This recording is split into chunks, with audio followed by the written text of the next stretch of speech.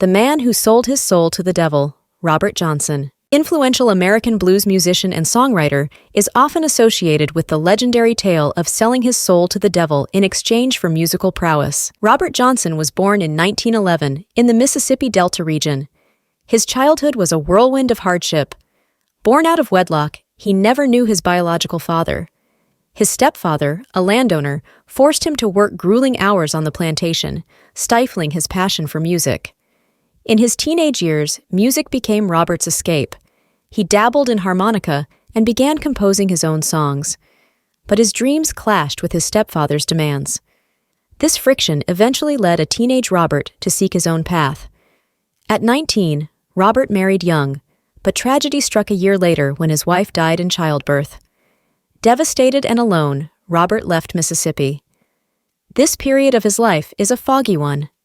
Some say he traveled in search of his father, while others believe he was on a quest to hone his musical skills. There, leaning against a gnarled old tree, stood a tall man in a dark suit. His eyes glinted in the moonlight as he called out, "Evening, son. Looks like you could use some help with that guitar." Robert hesitated, remembering his mama's warnings about strangers and crossroads at midnight. But the promise of musical greatness proved too tempting.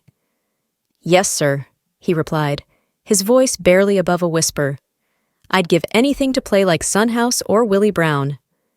The stranger's smile widened. "Anything, you say? Well, that can be arranged." What happened next became the stuff of legend.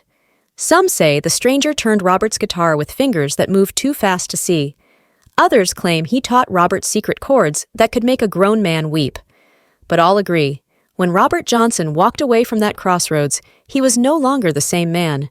Months later, Robert returned to the juke joints. The moment his fingers touched the strings, the crowd fell silent. He played like a man possessed, his voice raw with emotion as he sang of hellhounds, crossroads, and women both heavenly and devilish. His powerful vocals and innovative guitar work captured the essence of Delta blues. Songs like Crossroad Blues and Me and the Devil Blues fueled the rumors of his pact with the dark forces. Word spread quickly. This wasn't just good playing. This was supernatural. Robert's fame grew, along with whispers about the source of his talent. Had he really sold his soul for those blues? Robert never confirmed nor denied the rumors. He'd smile mysteriously when asked, then launch into another heart-wrenching song. But those close to him noticed a change. He was often paranoid, looking over his shoulder as if expecting someone or something to collect on an old debt. In 1938, just as his star was truly rising, Robert Johnson died under mysterious circumstances at the age of 27. Some said it was poison from a jealous husband. Others whispered that the devil had come to collect his due. For decades after his death, Robert Johnson remained a relatively unknown figure. But in 1961, a compilation album of his recordings titled King of the Delta Blues Singers catapulted him to stardom. Today, Robert Johnson is revered as a blues legend. His music has influenced countless artists across genres, from Eric Clapton to Mick Jagger. Despite the mysteries surrounding his life, one thing remains clear.